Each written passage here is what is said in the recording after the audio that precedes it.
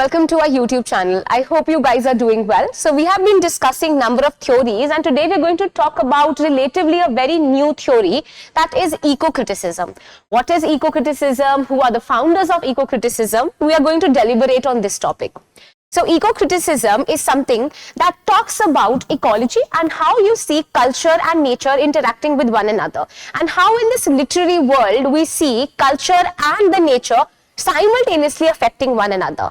So what is ecocriticism? Ecocriticism is the name that implies ecological literacy. When you study about nature and how nature is personified or either glorified, or what are, either you are judging that how the humans are impacting the nature, that kind of a study becomes the ecocriticism. So eco and critic both derive from the Greek word eikos and kritis, which means the house and the judge. So anyone who is judging how the house or the nature is depicted in the work, that person becomes the eco-critic. So here this person is trying to talk about culture and how culture and nature are impacting one another. So an eco-critic is a person who judges the merits and the faults of the writing that depicts the effect of culture upon nature, with a view towards celebrating nature or debating the ill effects that we have caused on the nature, or talking about the despoilers, or reversing their harm through political action. So they can talk about how we are impacting nature, how nature is impacting us, what are the political situations, how we can celebrate nature, so on and so forth. So we all know that there are different genres that can come up when we talk about the eco-criticism. There can be green studies, eco-criticism, green cultural studies, there can be eco-poetics. These are the various terms that are attached to the study of the environment. In fact, deep ecology is a term that is now coming, and now it is in very much vogue, and people are talking how we are seeing the relationship between the human activities and the nature. So these are the terms that are simultaneously important to know also when it comes to eco-criticism. For example, deep ecology is nothing but an interaction that we have between the human and the environment that is there. So these are the various fields that you need to know about. Now, the idea of eco-criticism also appeared owing to a number of natural crises that are going in front of us. We all know, because of the anthropogenic activities, we have realized that we are recklessly using the earth's resources in such a manner that one day they are going to be deteriorated and they are going to deplete, right? So this is the problem that we need to address when it comes to eco-criticism. And now critics are vigilant enough to look how humans are recklessly using the resources and how the environment is deteriorating. So there are number of crises that they cater to. They look for the, they are looking at the literature which focuses on pollution, global warming, overpopulation, maybe waste disposal. There can be climate change, there can be the deforestation or the ozone depletion. There are various anthropogenic activities that are being done, various natural disasters that are happening, and all of these things can be dealt in this broad field of eco-criticism. Now, what are the few questions that any eco-critic will question you, or maybe any book that is talking about environment will ask? So questions like, what is nature? Where is man's place in nature? Does nature only exist for man's need? Are we recklessly using the nature's resources? Are we depleting the resources? Are we doing any good to the nature? How can we define nature today considering the ecological disasters that are happening? What is the contribution of literature and literary studies when it comes to ecology? Can we spread environmental awareness by writing some books? And why is literature so important now? So there is a correlation between environment as well as between the nature as well. So we have a number of different theories that come up from this branch only, and we'll be gradually discussing about them. For example, eco-criticism says that there is, of course, definitely environment is something that is suffering. Similarly, we have the feminism Feminism is something which says that the females are also not given, not, are treated as something less. So these two fields are also somewhere studied together when it comes to eco-criticism, and they say that just as we are not giving that much heed to the women, similarly environment is also deteriorating and we are depleting and exploiting the nature. So we exploit women, we exploit nature. So nature and women, kahin na kahin, they have, they are reading these two things together. They are reading, them parallel to one another. So this you will see when it comes to eco-criticism. So eco-criticism is a study of literature as well as environment from the interdisciplinary point of view, where literary scholars analyze the environment and brainstorm possible solutions for the correction of the contemporary environmental situation. They also examine the various ways literature treats the subject of the nature. So there are two broad categories that are seen under the writings of eco-criticism. Either they can talk about how the subject is in direct relation with the nature and how we are treating nature. That is something we can talk about. Or we can also examine the various ways or the situation in which the contemporary environment is there. How we are using the environment or how we are protecting the environment can be the various themes. And we can also give solutions to protect the environment. So it's a very broad thing that we are going to study. So here you see that the scholars will analyze the environment and will brainstorm the possible solutions for the correction of the contemporary environmental situations. They will examine the various ways literature treats the subject of the nature. How are we treating nature? Are we treating nature in the same manner we treat women? So just as women are degraded, we are also degrading the nature. Just as we think that they are something less, then nature is also treated as less. We are taking advantage. We are just using the nature for our benefit and not giving anything to it. Okay, so eco-criticism is the youngest of the revisionist, so you can say the movements that were there, that were influenced by the humanities over the past few decades. So we have seen that there are multiple movements that are coming, and humanities is a very broad stream where you come here and you talk about how humans have an innate, they have some responsibilities. So here you're talking about the responsibilities of the human, the core values of a human towards nature, which is actually giving them everything. So just as the nature is the mother and you somewhere take advantage of a woman in the house, you're taking advantage of nature. Okay, so it was only in the 1990s that it began to gain momentum. First of all, this study was seen in US. Gradually it gained momentum and reached the other parts of the world as well. So it is only in the 1990s that it began to gain momentum, first in US and then in UK, as more and more literary scholars begin to ask what their field has to contribute to our understanding and the unfolding of environmental crisis. So there are environmental crises going on. We all know that there was these 2 years where we were not able to go out in this pandemic situation because of COVID-19. There are multiple books that talk about the environmental conditions that were changing. There are multiple problems that people were facing. So these are the various books that are also there, and somewhere they touch upon the themes of nature, environment. There are so many different books. These eco-critics have studied Wordsworth from this perspective also. He is known as the best known poet when it comes to nature writing. So he is a romantist. He's writing about nature.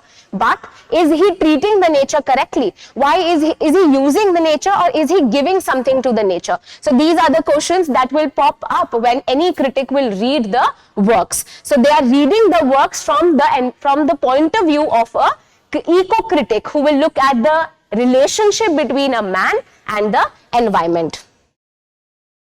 So eco-criticism makes us re-evaluate every other kind of criticism also. It is going to re-evaluate the other criticism.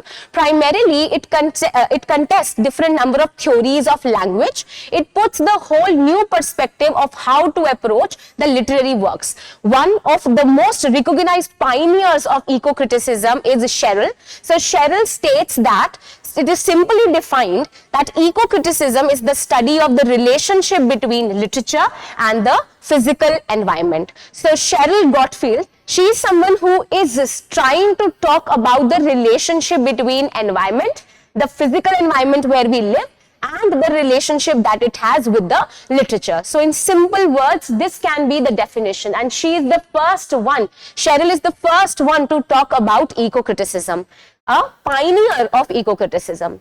Then eco-criticism as it now exists in the USA takes its literary bearings from the transcendentalist. So there were transcendentalists, and the eco-critics now have taken a lot from these forefathers, from these transcendentalists. In the 19th century, these writers were there: Ralph Waldo Emerson, we have Margaret Fuller, as well as Henry David Thoreau. These are the three important figures, and they wrote three important works. And whenever you read about eco-criticism in USA, you see that these three figures were canonical when it comes to the eco-criticism also. The three books of these transcendentalists were fundamental when it comes to the American eco-criticism.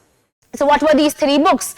We have Emerson, who has written this book called as Nature, and it's a wonderful book which has self-reflection over the essays of how we are impacting the world in which we live. So this natural world is deliberated in this essay. We have Margaret Fuller's first book, that was Summer on the Lakes, that was written during that is talking during the time period of 1843, which was powerfully written. It's a journalistic account that she wrote about the American landscape at large and about the period that a woman student at Harvard is there. So she is someone who is writing about how environment and how she as a woman is interacting with one another. So this is Summer on the Lakes by Margaret Fuller. Then we have Walden. Walden is a work by Thoreau, and it is a very important 2-year account of this person, writing somewhere around 1849.